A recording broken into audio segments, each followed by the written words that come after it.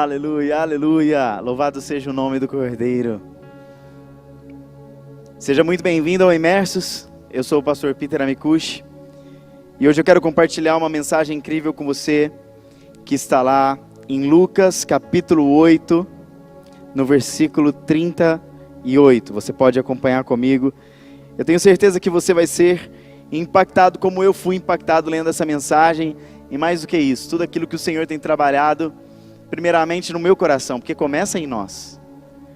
E quando a mensagem ela começa em nós, ela é diferente, porque a gente vive aquilo que a gente está falando.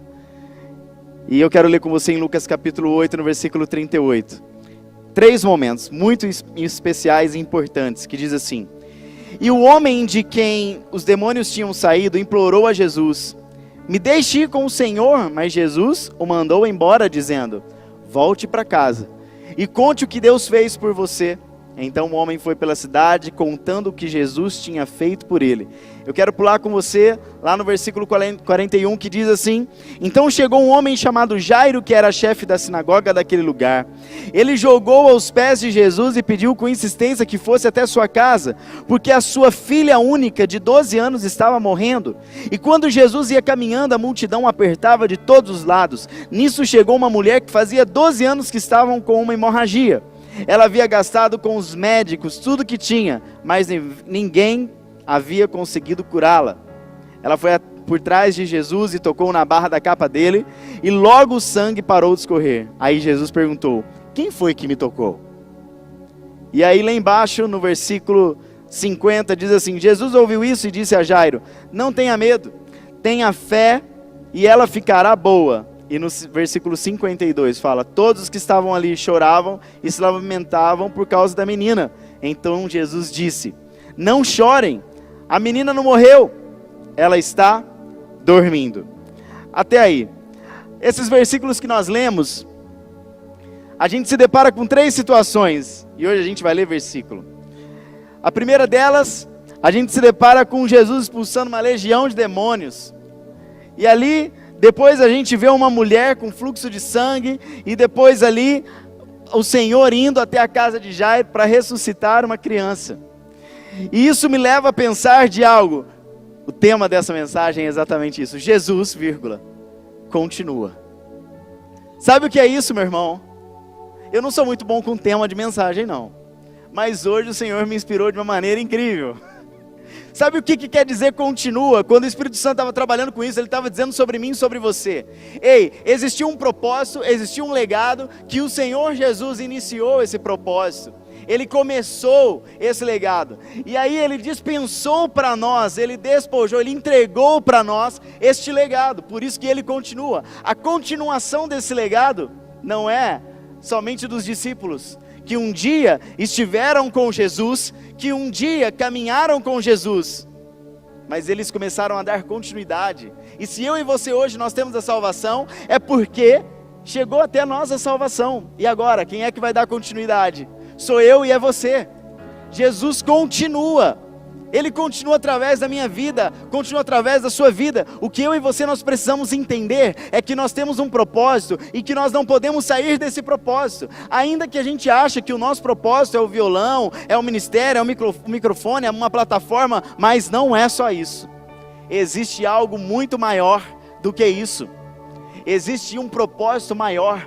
Nós é que somos responsáveis por onde nós irmos, curar pessoas, libertar pessoas, transformar pessoas, porque era isso. Jesus, somente em Lucas, ele passava e ali ele expulsou uma legião. Ele andava mais um pouco e ali ele curou a mulher do fluxo de sangue. Aí ele caminhava mais um pouco enquanto ia na casa de Jairo.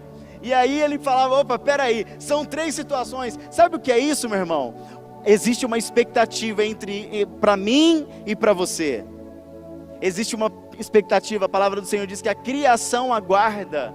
Ela aguarda com muita expectativa. Por isso que as pessoas vêm até você. Por isso que as pessoas, quando elas veem você, elas querem ser tocadas por Deus. Aí você fala: mas por que essa pessoa me persegue? Mas por que essa pessoa quer de mim? O que esse enfermo quer comigo? Sabe por quê? Porque Jesus continua através da sua vida. Jesus está continuando através da minha vida e da sua vida. E a palavra do Senhor, ele diz algo incrível. E eu quero ler com você também. Um outro versículo que diz em João, capítulo 14, versículo 12, diz: na verdade vos digo que aquele que crê em mim também fará as obras que eu faço, e as fará maiores do que estas, porque eu vou para o meu Pai.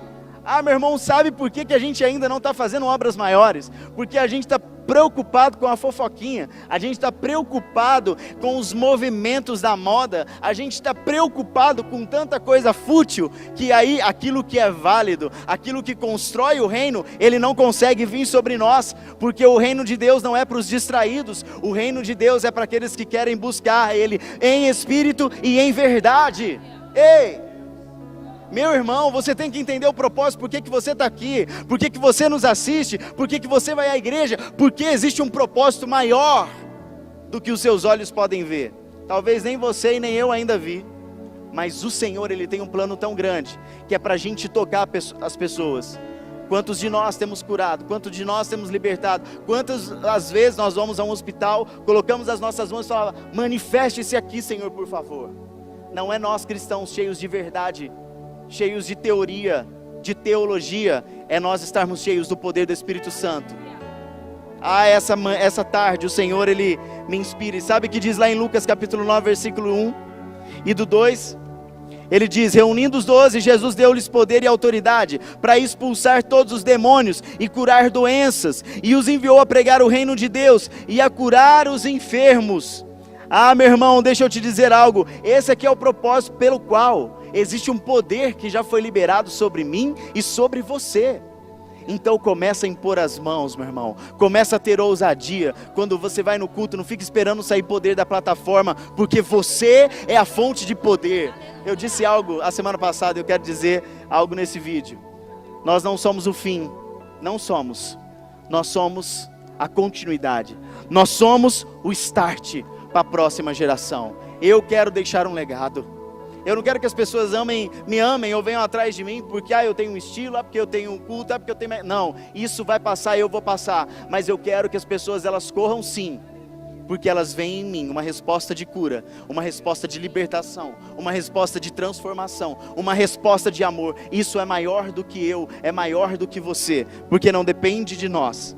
Ah, meu irmão, a palavra do Senhor, ela diz isso tão claro. Por isso a criação aguarda ansiosamente a manifestação dos filhos de Deus, pois a criação foi sujeita à vaidade, todavia com esperança de ser também ela libertada do cativeiro da corrupção, para participar da gloriosa liberdade dos filhos de Deus. É isso que está lá escrito em Romanos capítulo 8, versículo 19 e 21. Existe uma criação que está gemendo. Às vezes a gente fala assim: ah não, mas o povo não quer ouvir de evangelho, o povo não quer saber de igreja. Realmente, muitos não querem saber, mas muitos estão esperando, gemendo e sofrendo, porque eles querem ver Jesus em nós. As pessoas não veem Jesus em nós, por isso que elas não vêm para Cristo, por isso que elas não entram nos nossos templos. Nós precisamos nos posicionar, nos importar menos com aquilo que é fútil e nos importar mais com aquilo que é reino. Jesus morreu por mim, morreu por você, para que nós tivéssemos salvação. Então, meu irmão, faça isso valer a pena, faça isso valer a pena. Os discípulos, eles entenderam o chamado do Senhor para a vida deles. Eles abandonaram tudo, abandonaram seus trabalhos, abandonaram as suas famílias, abandonaram os seus empregos, abandonaram tudo, as suas casas, as suas cidades, simplesmente para cumprir um propósito. Sabe por quê? Jesus continua. Ele não parou, Ele não morreu, Ele continua, Ele vai continuar através da sua vida, Ele vai continuar através da minha vida. Ele vai continuar. Sabe, a gente precisa morrer para nós. Certa vez, uma irmã me perguntou assim: pastor, o que você planeja para o ano de 2018? E eu no ímpeto respondi sem pensar. Eu falei: olha irmã, eu já não faço planos há mais de 12 anos, eu simplesmente vivo. Eu simplesmente estou vivendo o propósito de Deus. Eu me sujeitei, eu entendi o propósito. Falei: Deus, eu já morri há mais de 12 anos, e agora o que vier é lucro. E quer saber de uma coisa? Eu me surpreendo todos os dias com aquilo que Deus está fazendo na minha vida.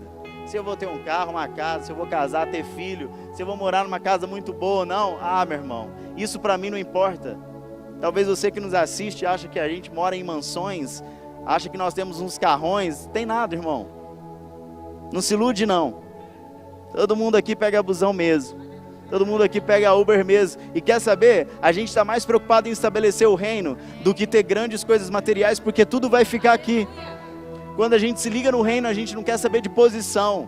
A gente quer saber de como ele está sendo estabelecido. Ei, sabe o que eu quero impulsionar você? Jesus continua através da sua vida. Jesus continua através da sua vida. Ele tem que continuar e as pessoas têm que se sentir atraídas. Quando as pessoas elas se sentem atraídas é porque existe o amor de Jesus em você. Ele falou, opa, peraí, ele é uma resposta para mim, eu preciso estar perto dessa pessoa, porque essa pessoa vai me levar, essa pessoa vai me curar, vai me libertar. Que você seja assim. Não faça planos, projetos, pode até fazer, meu irmão, mas primeiro vem o do Senhor, para a sua vida e para a minha vida. O resto é acréscimo, é só um plus daquilo que Jesus vai fazer. E muitas vezes as pessoas não vão entender. Mas você vai ser um daqueles que irá escrever história. Aqueles que ficarão marcados. Você não vai viver sobre a experiência de uma vida com Deus por outros, por terceiros. Não, você vai ter a sua experiência. Porque Jesus, Ele continua. Ele continua através de mim. Ele continua através de você. Em nome de Jesus Cristo. Eu creio nisso. Você crê nisso? Amém? Aleluia. E quando eu começo a olhar e começo a observar esses discípulos, e depois os discípulos mais um tanto de gente, dizendo, olha, nós precisamos dar continuidade neste propósito. Isso gera em mim um fogo tão ardente, tão consumidor, que vai consumindo todos os meus sonhos, os meus projetos, os meus planos, e então a gente começa a enxergar aquilo que Deus quer com que nós sejamos no reino. E aí as coisas começam a perder o seu valor. E a única coisa que fica de valor para nós é o tanto que Jesus, Ele está sendo visto nos nossos dias atuais. As pessoas veem Jesus em você. As pessoas vêm até você e falam, por favor, ora por mim. Por favor, cura-me. Por favor, liberta. Nós estamos aí. Nesse sábado, agora, dia 30 de junho, nós vamos ter o Horeb. Seminário de cura e avivamento. E sabe de uma coisa? É a minha oportunidade, para mim e para você, nós escrevemos uma história na vida de centenas de pessoas que vêm para participar. Vêm pessoas do Rio de Janeiro, vêm pessoas do Sul, vêm pessoas de tantos lugares, mas às vezes nós estamos tão aqui envolvidos que a gente passa despercebido. E aí Jesus está passando no nosso meio, e a gente fala, meu Deus, o que vai acontecer? Ei, sabe o que a gente quer com o Horeb? Sabe o que a gente quer com esse seminário? Com que pessoas conheçam o Senhor verdadeiramente, que elas sejam curadas, elas saiam daqui restauradas e transformadas, e sabendo que o Senhor está aqui, e não é nós que fazemos, é o Senhor, porque nós somos completamente dependentes. Quantas vezes eu ministrei no Horeb? Foram 12 vezes. 12 vezes. Nas 12 o Senhor está me curando de pouquinho em pouquinho, não vai parar não, irmão. Vai ter continuidade. Eu ainda preciso de mais, preciso beber dessa fonte. Então eu quero inspirar você a entender que Jesus, Ele continua através da sua vida, do seu ministério, da sua boca, do seu chamado, em nome de Jesus. Vamos orar.